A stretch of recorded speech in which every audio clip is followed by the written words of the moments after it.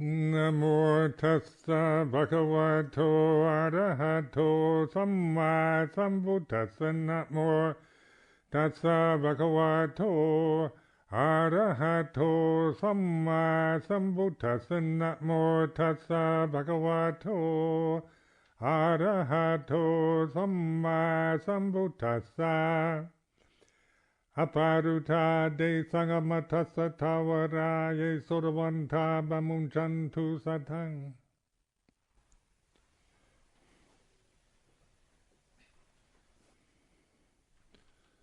So to put into perspective the relationship of the conditioned to the unconditioned,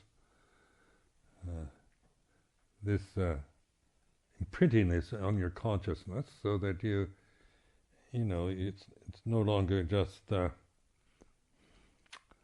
words and concepts, that you're awakening, you're getting to recognize the value of being a human being, and to not see yourself in the terms of the conditions that you experience. And that is an incredible leap from the very conditioning of culture and force of habit, this realm, planetary realm that we live on, planet Earth, and the senses, which are so convincing, so powerful, so insistent that they're what you really are, in a society that doesn't know what it's doing, doesn't know where it's going, at a time where there are all kinds of, enormous population pressures and environmental problems.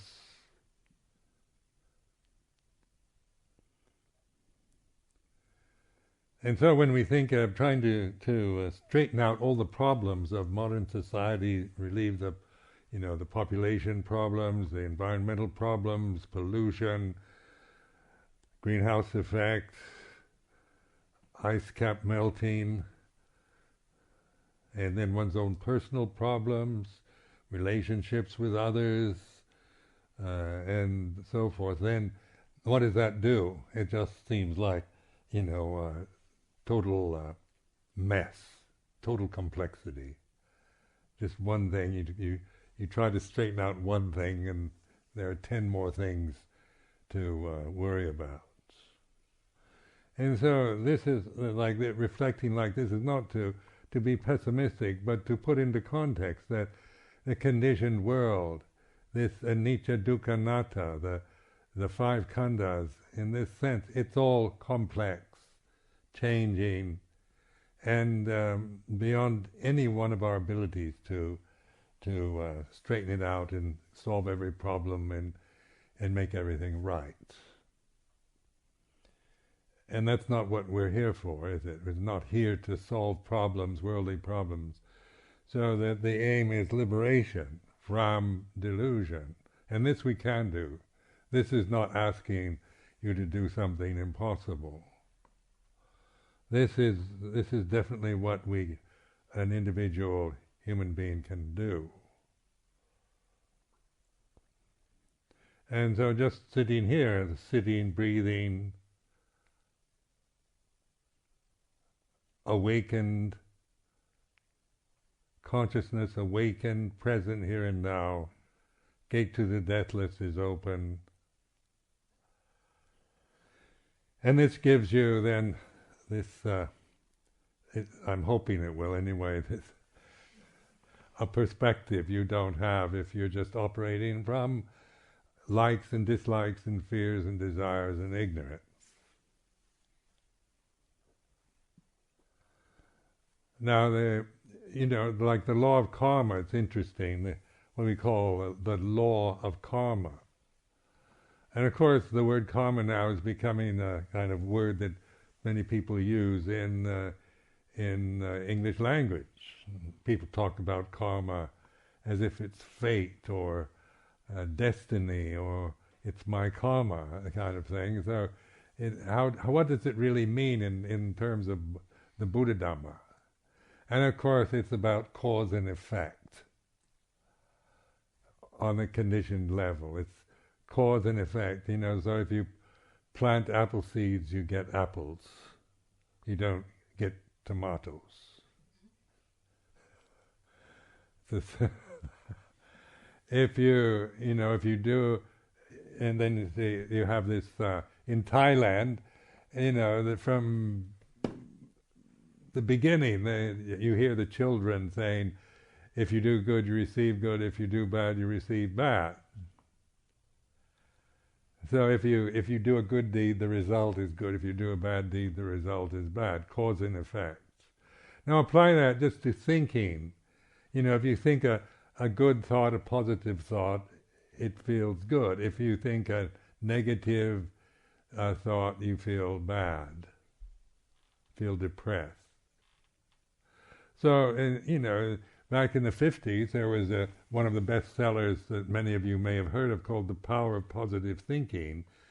And Norman Vincent Peale, I remember I was back in the late 40s, I think, or early 50s.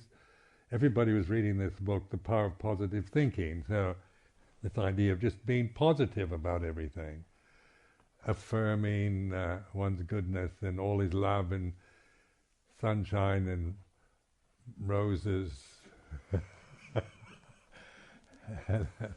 And it does, if you pursue this, you kind of pursue it, it does make you you get a high off it, because you're attaching to very positive, beautiful concepts. So I'm not disparaging this, but just using it as a kind of a reflection on the law of karma. Now, and then if you think about how horrible everything is, the world is miserable, you're no good, the society's degenerating, then you get depressed. And so that, like depression, when people sink into this realm of despair and depression, because of the way you think, and then this takes you into these various hell realms of despair and anguish and suicidal tendencies, because it all seems meaningless, hopeless, and worthless. And then the positive side, life is wonderful, life is beautiful, God loves me, everything is rosy.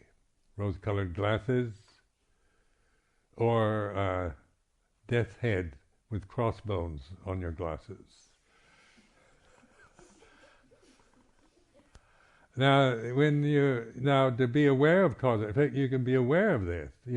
I've done a lot of experiments on positive thinking and negative. Thinking negatively is very easy. I tend to be a skeptical person, critical mind. And I'm not particularly one to, I don't like kind of sweetness and light, and I get quite cynical and bitter about these kind of everything's wonderful attitudes, especially, when I was growing up, Hollywood produced these incredibly silly films, and really I found it's like eating too much sugar. It's just insipid and silly. But if you don't get negative about it, like those are negative critical comments, if you actually can commit yourself to sweetness and light, you will feel happy. It brings a kind of happiness. But it is momentary. It's nothing that can sustain itself. And it depends on constant affirmation and reinforcement. And then in terms of, like I found when I lived a dissolute life, just following desires and doing whatever I felt like, impulsivity, and no kind of boundaries on behavior, just impulse and following what everyone else was doing. I ended up feeling very confused, emotionally confused, and a lot of self-hatred. then joining monastic life in Thailand. I was living a life that I respected, and so I began to I began to feel respect for myself, because the way I was living my life is worthy of respect.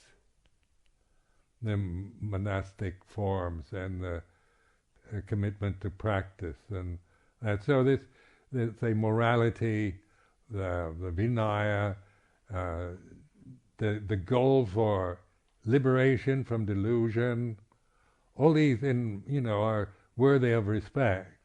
But the other, where I want my way, I want to do my own thing, and where it's all centered on me following impulses and desires without much reflection or consideration of the effect that my impulses have on other people around me. I don't personally can't respect myself operating in that mode. So I lost self-respect. Now we talk in psychology, they talk a lot about self-respect, and as if it is something you should have, So we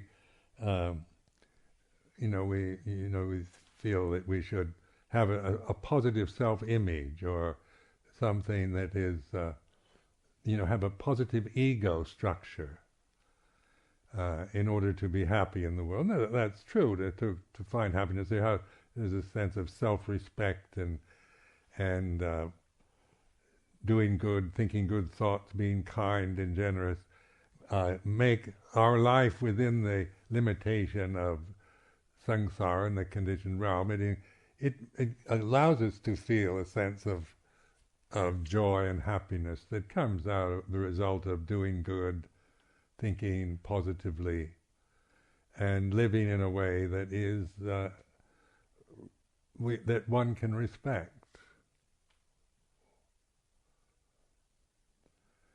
So the idea that I should respect myself no matter what I do is, of course, ridiculous, because if I live in foolish ways and do foolish things, then I can't, there's no way I can convince myself that I have any self-respect. And it's just because of the law of karma. So this is about conditioned phenomena. One can have very altruistic goals and good ideas, and say political aspirations towards communism or socialism or egalitarian societies are completely fair and just. Take idealism, political idealism, to its ultimate fairness and justice and goodness and mercy. And then try to make someone do it. And say with communism, as we observed it in the previous century, was taking a good idea and then shoving it down the throats of the Russians. So it's, the means was tyrannical, the goal was admirable. And what was the result? You ended up with tyranny rather than with some ideal society where everything was fair and just.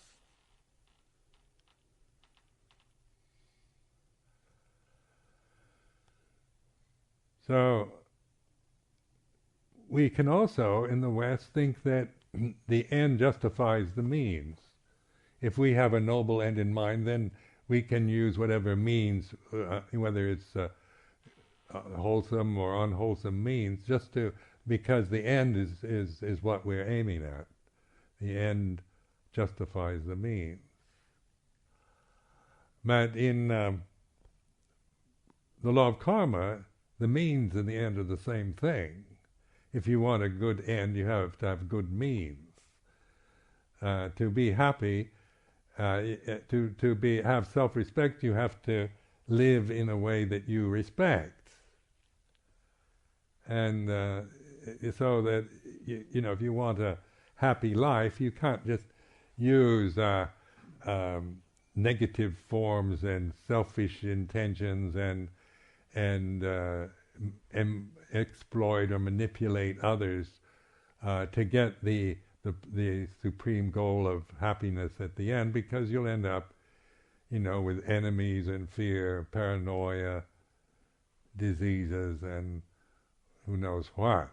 At the end will be a failure, because the means is not in alignment with. If you use the wrong means, you get that kind of an ending. So this is an important reflection. In fact, I've heard it said that if they started teaching the law of karma in the British schools, primary schools, probably a lot of the crime rate and delinquency would diminish considerably, because children can reflect like this. And so I remember from my own life, I remember as a little child that I, picked up the cat by the tail and held it up like this. And my mother said, "Would you like to be treated like that?" Now that was a reflective teaching, wasn't it? She didn't say, "Bad boy, don't do that," and slap me. She said, "Would you," I remember this, "would you like to be treated like that?" And I thought about it and said no. So ever after that, I never had the slightest intention to exploit or be cruel or do unkind things to animals, or intention not to do cruel, malicious and brutal things to others. Now that was where if she had just punished me and said, "Bad boy, don't do that," I probably wouldn't have reflected and seen, because now that must have been about 4 years old or so, and I can still remember that. And ever since then, this is the power of reflection. So don't dismiss that potential in children, because they're quite unformed yet. Their egos aren't petrified and solidified yet. So they can reflect, as many of you know who have children. But if we just merely condition them with reward and punishment, then what will be the result? We do things, hoping that, when mother's around, you don't bully the animals.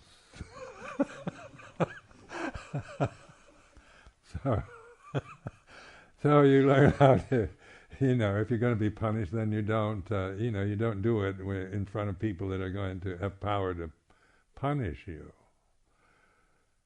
So reward and punishment has that effect. We tend to be conditioned by it, like, chickens in a maze or something, where rats are running through a maze, electric shocks. They're either rewarded with some cheese or an electric shock.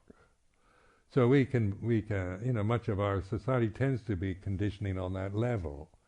Praise for obeying the rules and anger for not obeying the rules.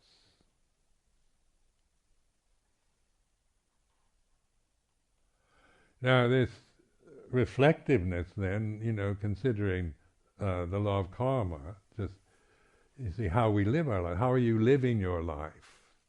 In a way that you can respect or not. And that's, of course, I can't tell you how to live your life. This is something you have to find out for yourself. But if you take this theme for this evening, the law of karma, and reflect on it, you can kind of put it to a test. Like samatha meditation practices are very positive. So you develop jhanas, you develop vitakka, vichara, piti, sukha, ekagata. And these are the jhana factors. So you take vitakka, vichara as a kind of like metta or something, that is, as an object, candle flame or breath or subject such as loving kindness. And then that, by focusing on that, then you feel piti or rapture and mental happiness, sukha, and then moves to ekagata, or one-pointedness. So these are, it's a sequence, one follows the other. If you develop concentration practices, if you want to go to one of the lower hell realms, then you dwell on, say, revenge, how to take advantage of others, how to control others, dwell on anger and hatred and resentment in your life.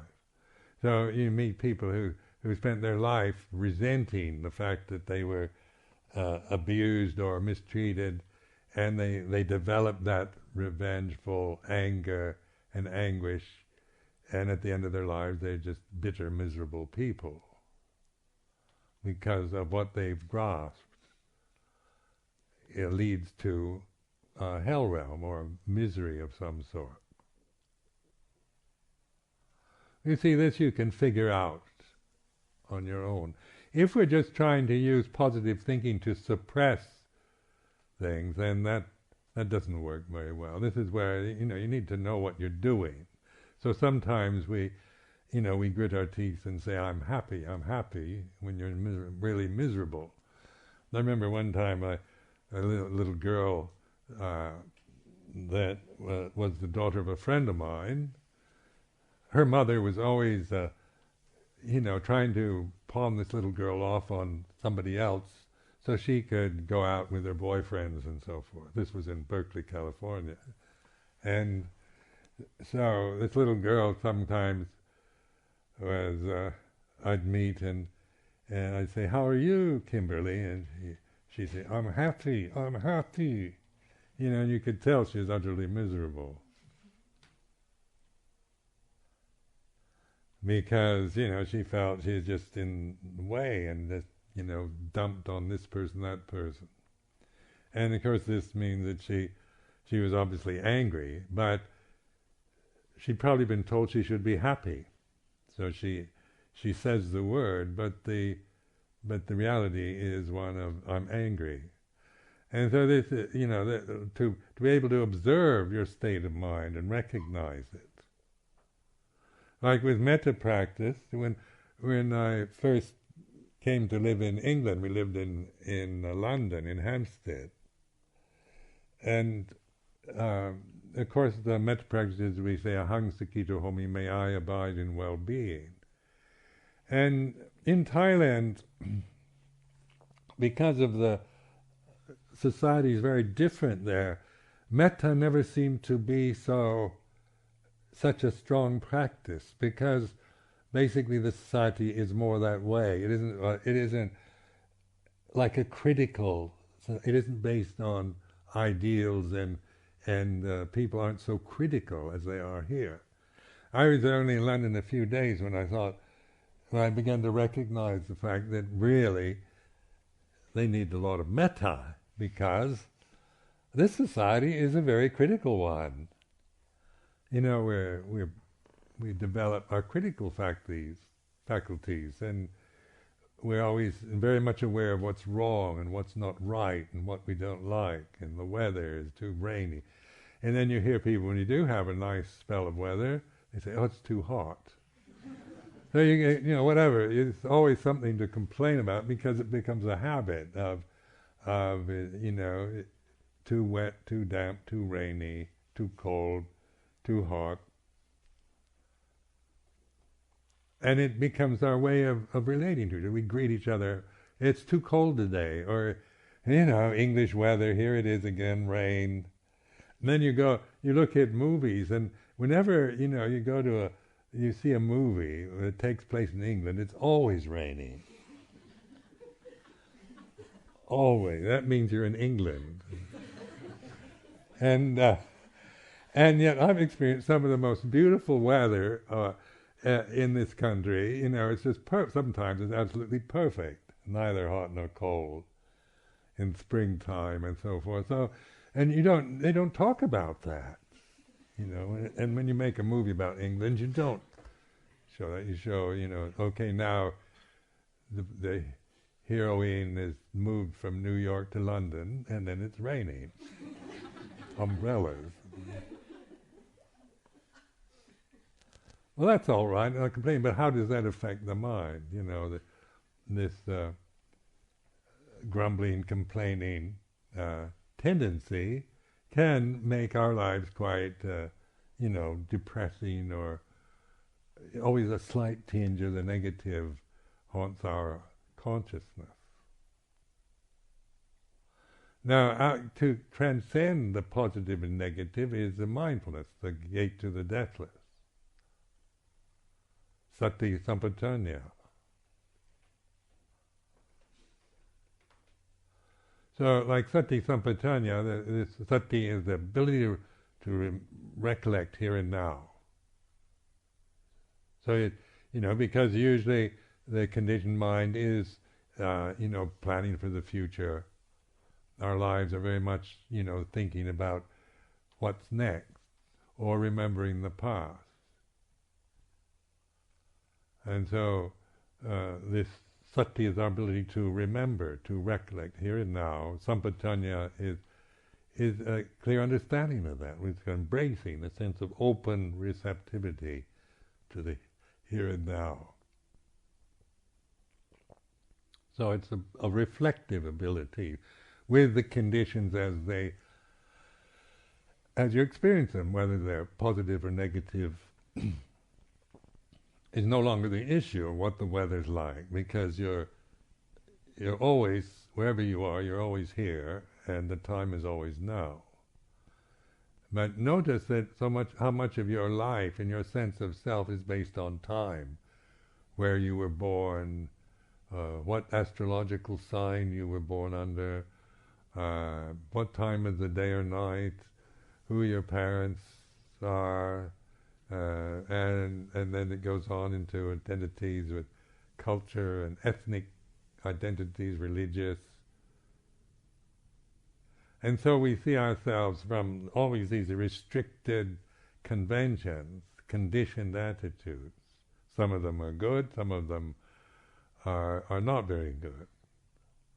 Because conditions are, they can be good, they can be bad, or whatever. But Sati Sampajanya is not about being good or bad anymore. It's not. Sati Sampajanya is good, and heedlessness is bad. That's a judgment, isn't it? Sati Sampajanya is like this, and heedlessness is, where you're lost in the samsara. So when you get lost in your own thoughts and feelings, emotions, views and opinions, this retreat is an encouragement to there's a point where you suddenly catch yourself. So you may spend the hour daydreaming and worrying about what's next, and then suddenly you see it. You think, oh. Well, that point there is something to remember. That's an awakened moment. But then we tend to, because we're so attached to views about practice, I'm going to sit here and be perfectly mindful for the hour, and I'm not going to let my mind wander no matter what. And then within 2 seconds, you're off somewhere else. So then just when the bell rings, and then you say, "Oh, I can't practice. I'm no good. My mind wanders. I can't concentrate the mind. Poor me. What can I do?" And that, don't do that. And I made a determination when I began to see the futility of adding that. So this is what I encourage: is when, no matter how much you lose it and wander off in all kinds of things, that point where you suddenly see, acknowledge that, rather than go into, oh, I lost it, I was supposed to be mindful the whole hour, and I don't know what happened, it's gone by, and here I am, bell rings, and I've been off in the Barbados. And I shouldn't, I'm there meditating, and I should be more mindful, but I'm not a good meditator. This does not help you. It is not skillful, and it's unnecessary. So, this, just makes you feel hopeless and despairing and full of self-contempt or doubt. So, my encouragement is to trust that point. No matter how many times you fail and lose it, there is that suddenly you remember. And that is the eternal moment. So kind of pay respect to it, and determine not to go into the other, about what a hopeless meditator you are, what a terrible how it's possible for you to even get good concentration, because you believe that. If you believe that, then you are attaching to this illusory self that you'll never get beyond. You'll always be stuck with it till you either get the message or you get reborn into some other realm.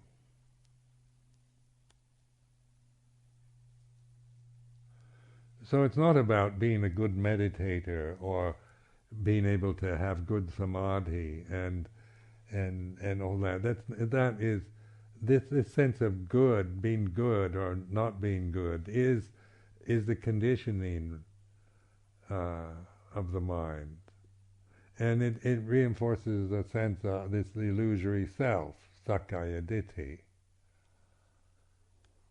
I'm not a good meditator is sakkaya ditthi, isn't it? Or I am a very good meditator is sakkaya ditthi. So you can't win whether you're the worst meditator or the best. You're still stuck with sakkaya ditthi.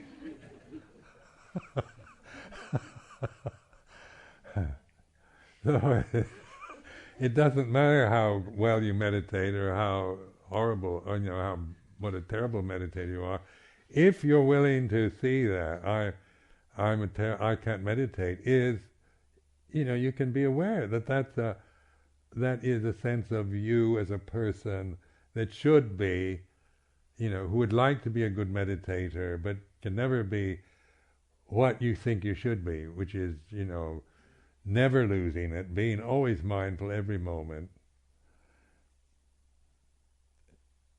is an ideal. You might have what you'd like, and then when you don't get and you don't live up to those standards, then you're going to feel anguish and despair, because it's always based on this sense of yourself as a human individual, a body, a personality, on the conditioned realm. So you're always, you're always arranging the conditions, rearranging them, playing games with them.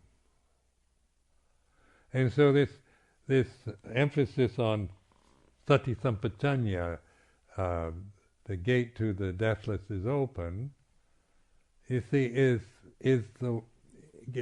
not made into sakkaya ditthi. It's not claimed as I'm, in terms of I can do this, or I'm good at this, or I should or shouldn't. I'm not, to claim that I am the ultimate reality means that I'm crazy as a person. Because my personality, I'll tell you, is, I hope, that is not the ultimate reality. I have to live with it. So as that, I can't see how I want my personality to exaggerate it and exalt it, because it's just another condition. It's not to be, to be attached to, but to be recognized. And then the only way we can recognize personality is being aware of it. Not in terms of trying to refine it and make it better, but in being aware of what it is. Even when I'm a happy, good, and loving person, or when I'm a mean-hearted, nasty old man, they're both, seen in terms of anicca, dukkha, anatta.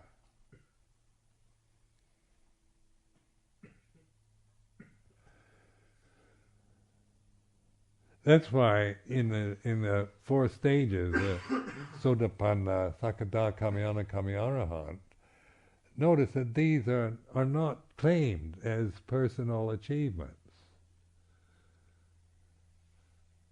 You know, when you hear somebody say, I'm a Sotapanna or I'm a Arahant, they're not. Because that's not the way it works. You don't become anything like that. Those are stages of letting go of conditions. So Sotapanna is letting go of the artificial conditions that humans create with their minds. Cultural conditioning, the personality view, the thinking process, attachment to ideals, to thoughts, conceptions, opinions. Well, if you really see that, then you don't become a Sotapanna, but there's a knowing of the path that isn't coming from, that I can't claim as a personal achievement. It's a natural state of awareness and wisdom that is not, that I can't, if I start claiming it, then it becomes sakkayaditthi again. But it's profound knowing, so it's not just, it's not just, that you don't, it's something you know from what is called gut knowledge. Like the taste of honey, once you've tasted it, then you know what it tastes like. Or the taste of Dhamma, once you know, then this is a knowing, it's through tasting it, not through what other people tell you about it, or trying to convince yourself that honey is delicious when you never have tasted it.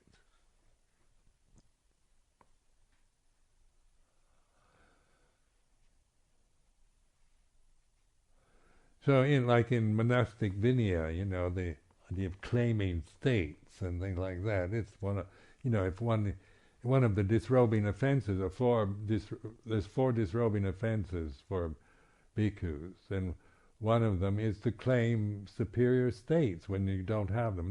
That's done with the attitude of deluding, it's quite intentional deceit to say that you're an arahant and with the attempt to delude and deceive or use others. But sometimes in meditation, I remember as a samanera when I started having a lot of insight, and I woke up one morning and I was in this state of incredible beauty and bliss. Everything was extraordinarily luminous. And in the places that, even though it wasn't a terribly beautiful monastery I was in, it was this sense of, just bliss and luminous beauty around me. And of course, sakkayaditthi steps in and says, "Oh, you're enlightened now." I thought, it didn't take me long,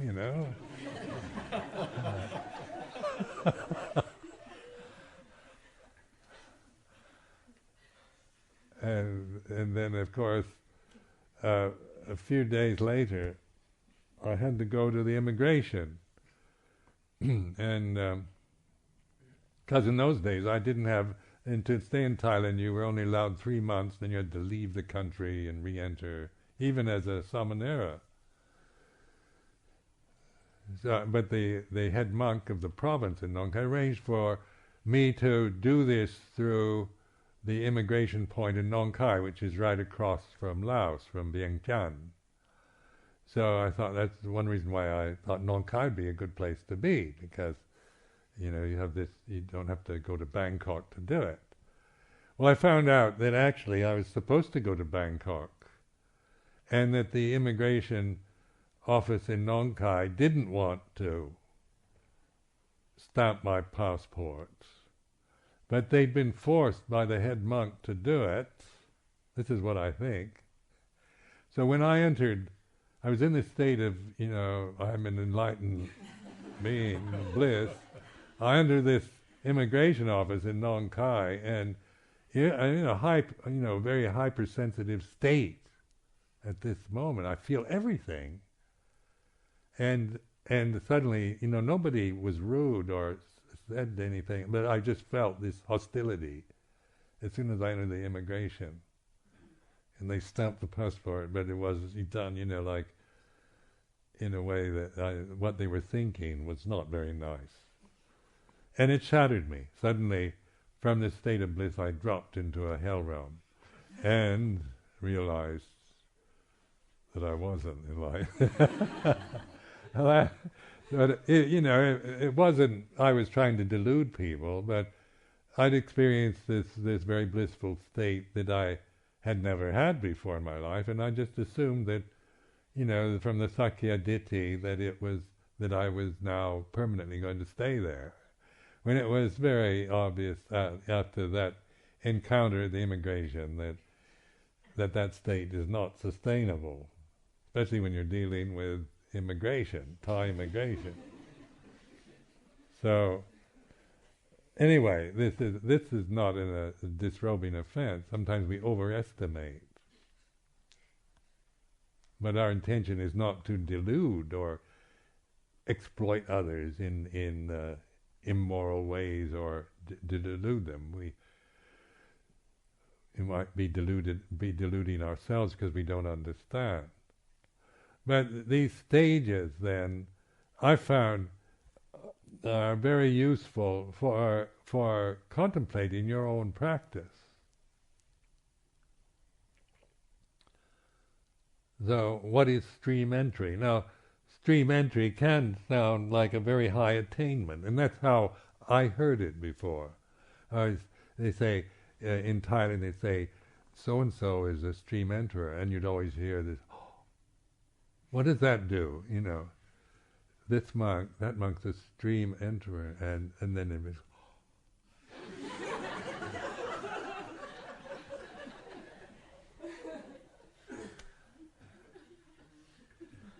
and so you think, well, that's really, super, like Superman or highly attained monk. He's not just your ordinary monk. He's a Sotapanna.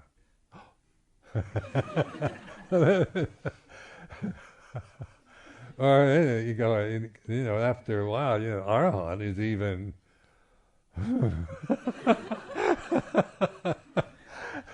So this means, these are how words affect us, isn't it? These stages, this is like bachelor's degree, MA, PhD. And of course, having a PhD is better than a bachelor's, and if you have a bachelor's degree, it's better than just high school diploma. And that's how that's the worldly mind.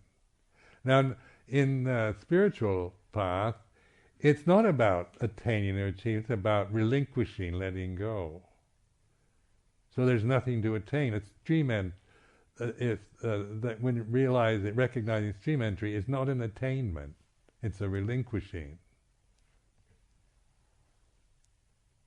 And that's the opposite of attainment.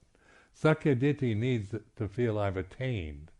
Or even, you can be this kind of, I'm the most humble person here in the room. So we're saying, the fact that I'm so modest and humble means that I'm a much better monk than one of those monks that is always boasting about how wonderful and stream entry and attained arahantship. But one can also create humility as a Sakya Ditti, isn't it? The Uriah Heep syndrome. And so this is, whatever you grasp, I'm the most humble, or I'm the best monk in the whole world, it amounts to the same thing. The self is a creation. It has a quality and a quantity. It's from one extreme the best to the worst. Or I'm just an ordinary guy. I'm nobody special, just an ordinary bloke, and I'm very modest, and I don't want to attain stream entry or anything. I'm just going to practice hard, keep the Vinaya, and try my very best. And so that can be said in the form of Sakkaya Ditthi, because it's all words and identities, and being ordinary can be an ideal too. And so Sati Sampajanya is the ability we have to observe that these perceptions are what they are. They're impermanent and they're not self. And so the I'm a Sotapanna is a thought, isn't it? Or I'm not a Sotapanna is a thought. So it's not about claiming you are or you aren't, but in recognizing this Sati Sampajanya as the path itself, and so you have to recognize it, because you can understand the definitions maybe, or get some idea of what it really is in terms of defining Sati Sampajanya, or what somebody tells you, what you think it is. But it's nothing really that you can define, that you can recognize. So it's ability to be present here and now. And then you think, well, I'm present here and now, what do I do next? And that is, because you get the idea, but you don't, you haven't really relinquished anything. You're somebody who's trying to follow the meditation instructions, or do what the teacher advises you to do. So that's where this listening to Sakkaya Ditthi is then listening not to criticize or form views, but to recognize. And it's as simple as it's listening to your thinking process, and in its various permutations or tendencies or emotional states. And then this reflection, that which is aware of thinking is not a thought. It's consciousness. You don't become unconscious, but there's consciousness aligned with mindfulness and wisdom, Sati Sampajanya, Sati Panya.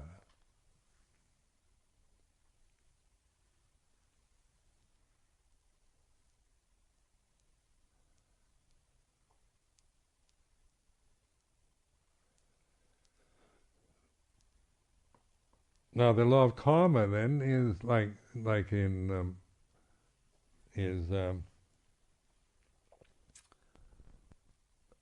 to see in terms of like living the life in cultivating awareness, mindfulness, is to do good and refrain from doing bad. So in the sila practices, the 5 precepts, and that the traditional forms of morality that we have, they're conventions not to be grasped and identified with, but guidelines for behavior, because it's about being able to respond to contingencies, to different situations. You can't make a prescription and that applies to every incident, every aspect, every contingency of your life. So being a pacifist or something, against war, being a pacifist. And then I remember in the old days, they used to, in the States, if you proclaimed yourself as a conscientious objector or pacifist, then they would present you with, you have to go before some kind of tribunal or whatever. I wasn't one, so I'm just thinking out loud, really. But in any way, they'd give you a situation where you say, what would you do if your mother was being attacked by a maniac? And so then if you said, well, I'd kill the maniac to save my mother, then you're not a pacifist.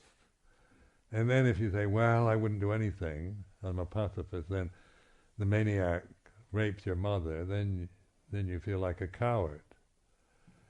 But the thing is that's a supposition, isn't it? In the instance, your mother's not there, the maniac's not there, so you don't know. So they say, what would you do if a maniac attacked your mother? And all you can say, I'm not quite sure yet, because those conditions don't exist right now. And this is like law of karma, isn't it? It's not fixed. It's not like you can't stop a maniac, or you can't, you've become so attached to the idea of being a pacifist that you can't even protect your own mother. But it's trusting in awareness to respond to a particular situation when it arises. That's spontaneity, isn't it? It's ability to respond to contingencies in ways that you can't predict or know when those conditions aren't present. You can only know when the conditions arise. So that's where mindfulness is the only way to do that. Because otherwise we bind ourselves to principles, high-minded principles and ideals, and then try to adjust our lives according to principles rather than through mindfulness. So people can make their lives incredibly difficult for themselves and others because of their, attachment and commitment to high-minded principles or high standards. And then if they don't see the attachment, then they tend to feel that they betrayed their principles or their standards, high standards. That you've betrayed yourself, in other words.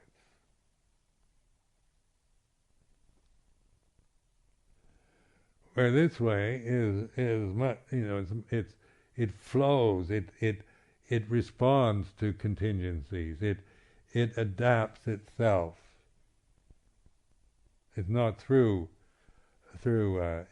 trying to make or force yourself by trying to always live up to the highest standard that you can conceive of, and never being quite able to succeed at it.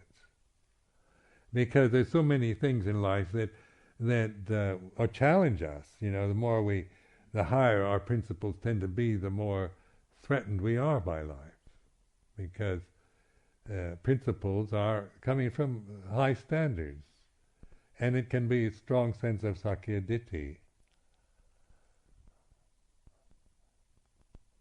a sense of I'm not going to betray my principles, can be a form of sakkaya-ditthi. Well, one thing, it's probably better than being just wishy-washy and just doing what the crowd does. But as I said before, it's still binding yourself to, out of ignorance and not understanding your own mind, to standards that you can only really betray in the long run, because life is like this.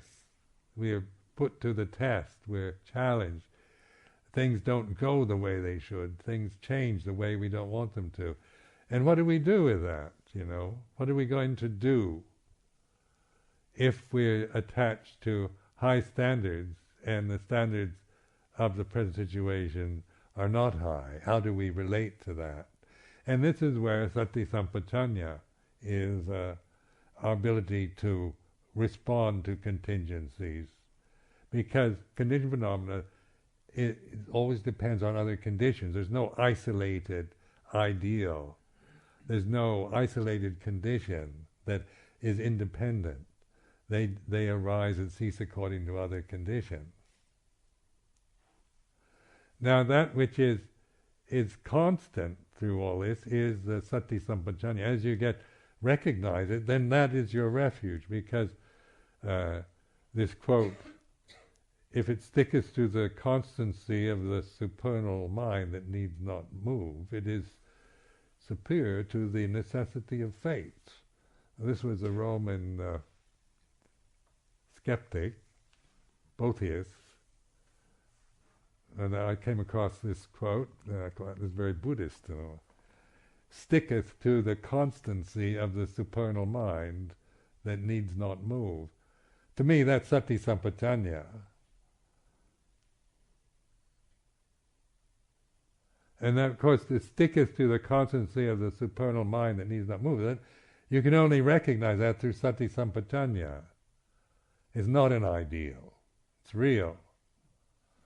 And then what does move are your sakya ditti, silabbata paramasa, vicikicca, thinking, moods, the English weather, what you see, hear, smell, taste, touch, aging of the body, pleasant, painful, happy, sad, and on like that. So, superior to the necessity of fate. And it doesn't mean in terms of a dualistic superiority. It's like, this gives you this perspective. It's not saying this is better. It's not putting a quality of better on it, but this supernal mind, the constancy of the supernal mind that needs not move, reflects all the conditions that move.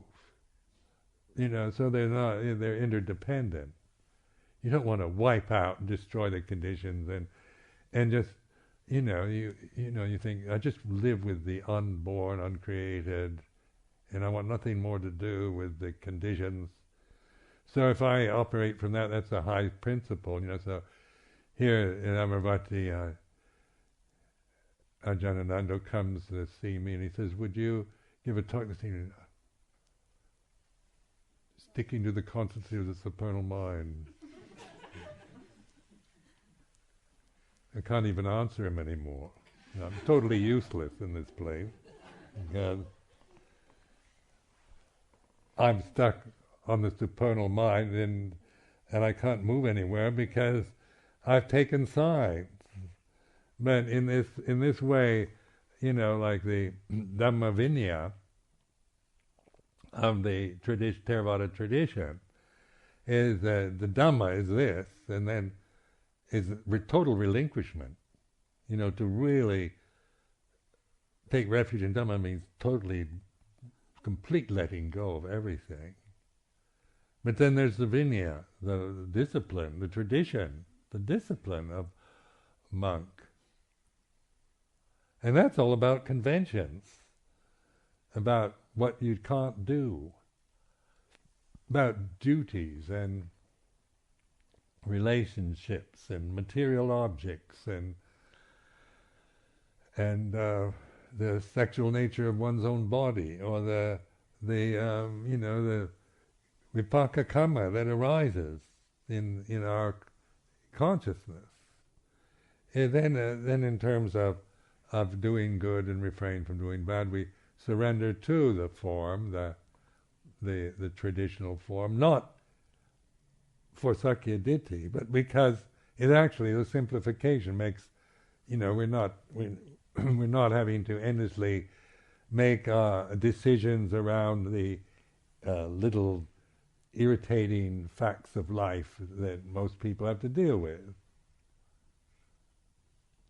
Though being a monastic is a simplification of a convention, and it's all aimed at mindfulness and liberation, not for sakaya ditti. It's not to be another identity, another position. You see, so when the Buddha, as he was passing away to parinibbana, he said, I leave you, and the disciple said, what are we going to do without our teacher? He said, I leave you the Dhamma Vinaya. So, years ago, in Thailand, Ajahn Chah once asked me, he said, Sumedho, he said, you're probably confused about Dhamma Vinaya.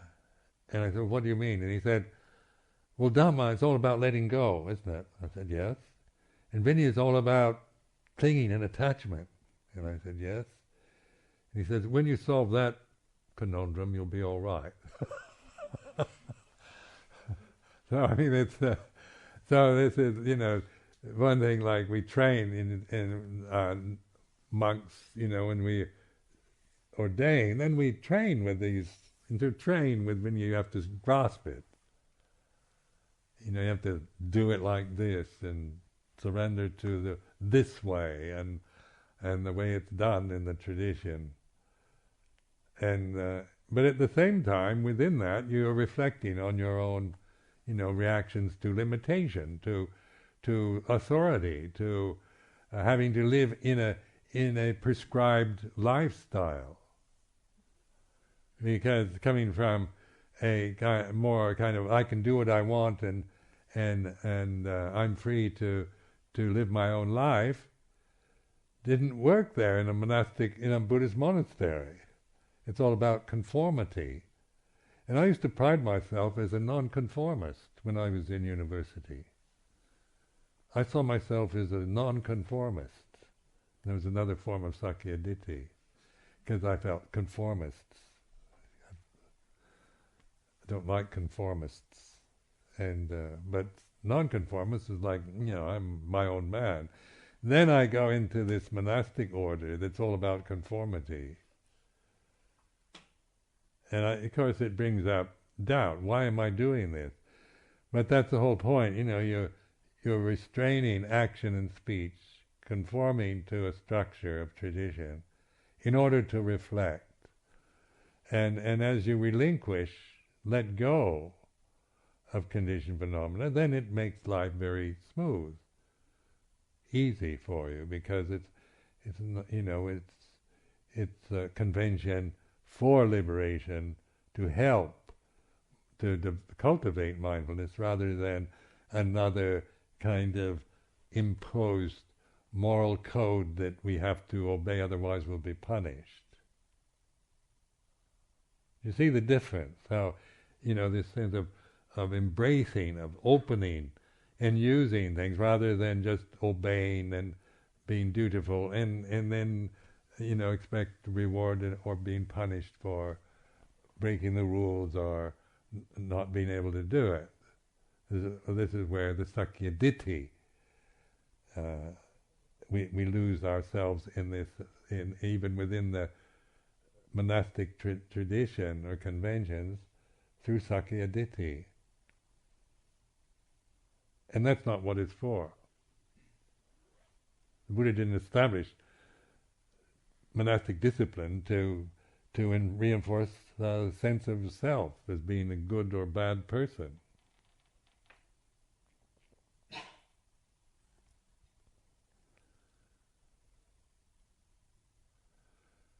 So this is, the dualism of the conditioned realm.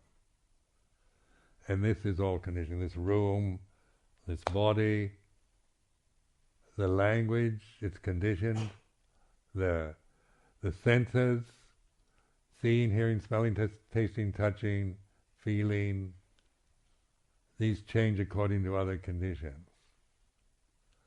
But that which is aware of conditions is not conditioned. So that must be the unconditioned, isn't it? So this awareness, it's here and now.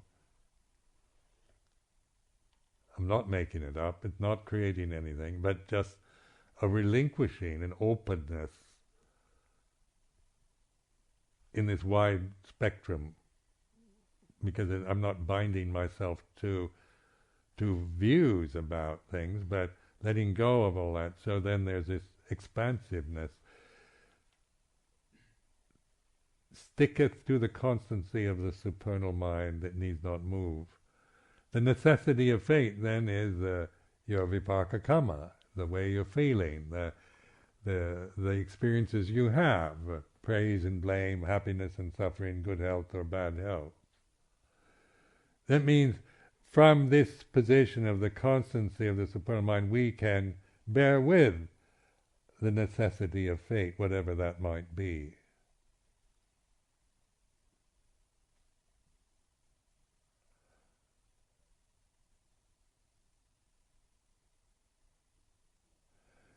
Then there's, in the Majjhima Nikaya, There's a sutta called the Bhaddekarati Sutta, and it means the one fortunate attachment.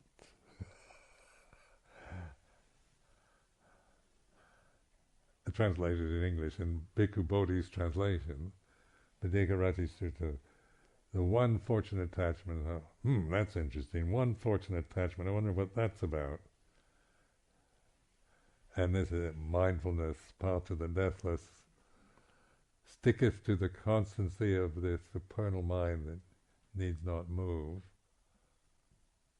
And then in practice, then you keep reminding, over the years, just this determination to remember that, no matter how, how the conditions might be in terms of their pleasant or painful qualities. So this is why this kind of determination in cultivating this path. So the stream entry, then it leads on to letting go of the other fetters. So Sakada, Kami, Anakami, and Arahant is where there's no attachment. But the first three fetters are these are cultural, conditioned, human-made fetters. So you think you're English or Taiwanese or something. That is a culturally made fetter. It's just that you acquire it after birth. Your parents tell you. You say, you're an American. Bobby was my name. Of course, it meant nothing to me at first. Saying I was American, I didn't know what that was. And so forth. So that is that's conditioned. I wasn't born. I didn't come out of my mother's womb and saying, waving a flag, saying, I'm an American. That's an acquired identity. And you didn't, you weren't Americans. Your mother never said you were American, did they? So this is culture, isn't it? Cultural national identity. Or I remember I have a sister who's 2 years older, and before I was really conscious of the difference of gender, I remember we used to bathe together in the bathtub, my sister and I, and we had so much fun playing together in the bathtub. And then my sister, being 2 years older, would no longer take a bath with me. And I felt very offended. Never quite recovered from that thought. Because I didn't know why, Later on I found out. But at that time the idea of male-female didn't mean anything to me. It was not an identity that was fixed in my consciousness to hold to. So I didn't have any of the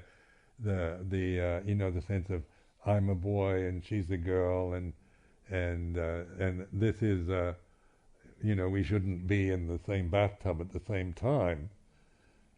Obviously, my sister came to that conclusion, being 2 years older, and eventually, I wouldn't have wanted. Right now, I wouldn't want to take a bath.